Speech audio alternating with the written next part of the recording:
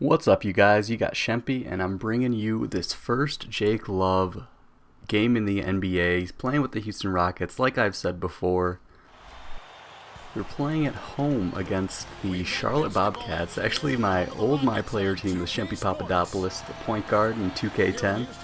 And Gerald Wallace is looking to get to work, hugging it out with one of his fellow teammates. You can see they've made some changes on the roster for the Bobcats. Specifically, Steven Jackson is no longer on the team. They picked up Nate Robinson and Kendrick Perkins from the Celtics. So I'm hoping not to play the Celtics anytime soon as they pick up another great shooting guard in Steven Jackson. You can see my numbers to date so far, and I know I saw a couple of comments asking, how do I only have this many points playing 50-something games?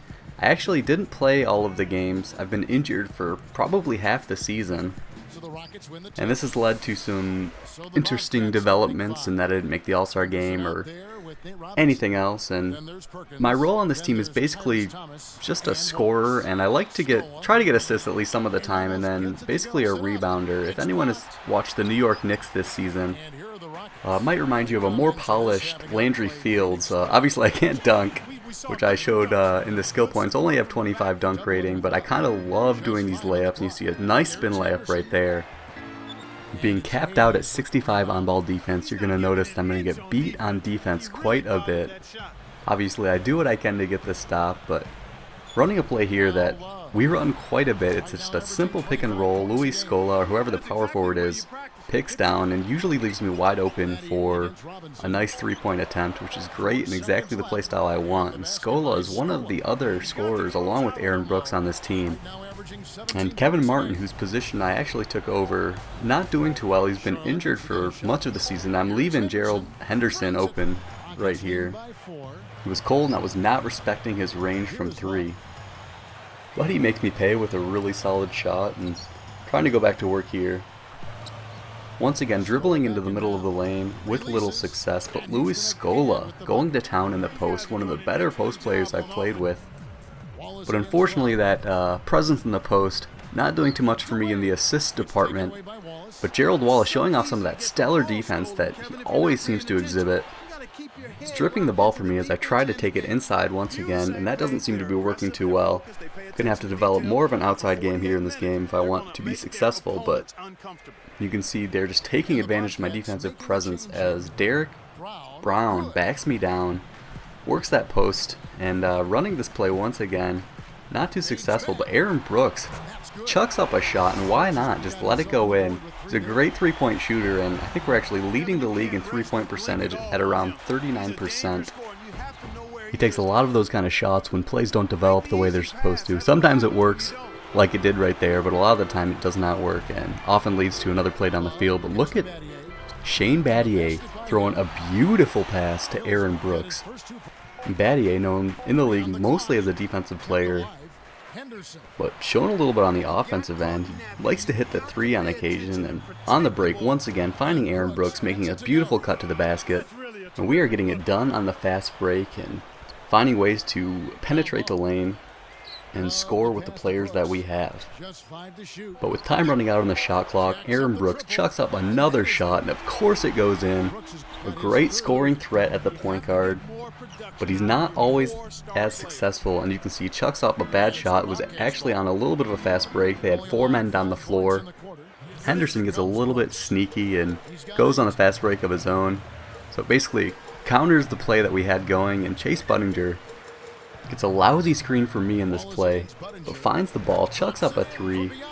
A great play that didn't necessarily use the design, but utilizing the strengths of this great roster. And Sean Livingston going to town. I was offering a little bit of help inside, but I don't have a lot of the defensive attributes yet, and this screenplay is open once again. Luis Scola sets another great screen, and we are killing it from the three-point line. But this Bobcats team has a lot of dangerous players, and Sean Livingston in particular, continuing to go to town, hits the front of the rim, gets the shooter's touch, and takes advantage of the little bit of a mismatch as he's guarding Aaron Brooks.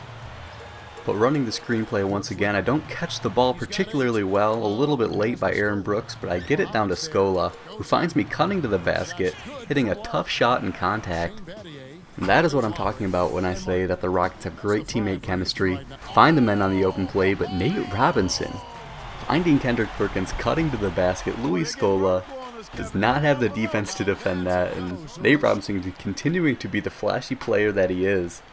And here I'm matched up against Gerald Wallace. They're trying to get him the ball, but I steal it in the out of bounds, and I see Kevin Martin working down the floor with the injury, finishes the solid alley-oop, does not get the dunk, but I will take it, and a great play running down the floor, running the floor once again, both me and I see Kevin Martin working his way down, but I throw a sick Euro step on Nate Robinson. He does not know how to defend that. Typically a pretty good defender, gets a surprising amount of blocks given his height.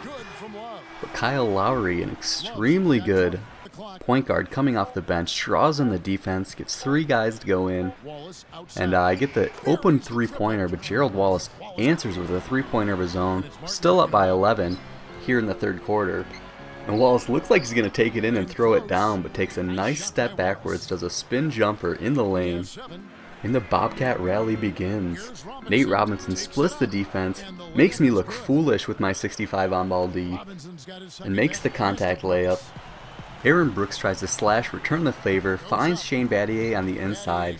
He's got Nate Robinson guarding him, and that's certainly a mismatch. But off the Kendrick Perkins miss, I don't box out my man, and he takes advantage, throwing it down and one. And on the break, Nate Robinson looking for Boris Diaw, who misses it. I grab that rebound. Looking down the floor, Aaron Brooks is cutting, looking to make something happen, even though nothing's really there. Finding Scola, and Kendrick Perkins is out of position, tries to foul, and a cold Louis Scola hits the and one. But about to run this inbound play, not a very good pass there from Louis Scola, and not a very good shot release there for me. But I hit that three, open enough to do it, and I'm actually playing power forward right here. Boris Diaw, who's a little bit undersized for the position, goes to town in the post. I have very low post defense. So when they try to do it again, I'm calling for the double team. Aaron Brooks comes down, leaves Nate Robinson wide open, and they take advantage once again. The lead is cut to 3, and Nate Robinson is doing amazing. And after grabbing a jump ball rebound, I get the ball back, throw a pump fake, egg on the steal, throw in that nice layup on the inside. Boris Diaw does not know what to do with it. And we're looking to pull away here in the fourth quarter. It's not going to be an easy task with these Charlotte Bobcats, especially considering how small our lineup is here. But Nate Robinson, the littlest guy on the floor, continuing to make big plays, throws up a 3, and keeps his Bobcats in it. Boris Diaw in the corner hits a clutch shot to tie the game. I had to call a timeout. Get this tiny lineup off the floor. They have too many gaps in our defense. And Louis Scola, already back in the post, finds Chase Budinger, who misses the shot, but I get that offensive rebound tip. Louis Scola working the post beautifully off of the rebound and gets us that 2-point lead. Now after a solid defensive stop, I'm looking to make a play. Foot on the line, great jumper, good shot selection, and I will take that as we build our lead to 4. But these Bobcats are going to stay persistent in trying to get the win. And off of the inbound, Nate Robinson draws the pressure from Shane Battier. Boris Diaw hits another great mid-range jumper. His foot must have been on the line.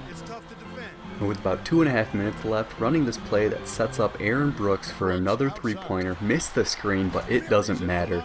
Brooks hitting the clutch 3 to give us the 5-point lead. And off of the rebound, we were looking to make a fast break. Aaron Brooks throws a bad pass, and they are on a break. Gerald Wallace is going to take advantage of the one-on-one coverage, despite Shane Battier's pretty solid defense. Now it's a one-possession, 3-point game. Got to make something happen and at least force them to score. Aaron Brooks runs an ISO, which is not so successful, but leaves me open with a mid-range jumper. Trying to score points any way I can and put away this team. Getting a hand in Gerald Wallace's face and going on the break. Did not expect this pass, but I will take it. Finding it a little bit under the rim and rolling out. Finishing strong and getting a 7-point lead. But Aaron Brooks driving in. I see a mid-range jumper, but Nate Robinson easily recovers. Reaches in right there, which leaves me open for a solid layup. Looked like I might have been going up for the dunk. I'll believe it when I see it. But here I get schooled, going for a block, and Gerald Henderson finishes with a dunk. Not too flashy, but after a few free throws, we get the win, and this Houston Rockets team is on a roll. We're number 1 in the division, and this game actually clinched us a playoff position. I feel like I had a great game doing what I do with this team, hitting the threes when they count, just being an elite all-around scorer, even though sometimes I can be a defensive liability. The Bobcats, on the other hand, did not play so well. Gerald Wallace in particular going 3 for 15, which is something he's going to have to get better if he's going to be the star of the Charlotte Bobcats team. But having another great game with a team that I wasn't all that excited to go to. Actually started out in Miami with this shooting guard going in the second round. Wasn't having a lot of fun. I was scoring a surprising amount of points. But at some point it just got a little too easy and a little too familiar. But I am digging the change in scenery. And we may still have a championship caliber team with the addition of Jake Love. So I hope you enjoyed this video. Tell me what you think. See ya!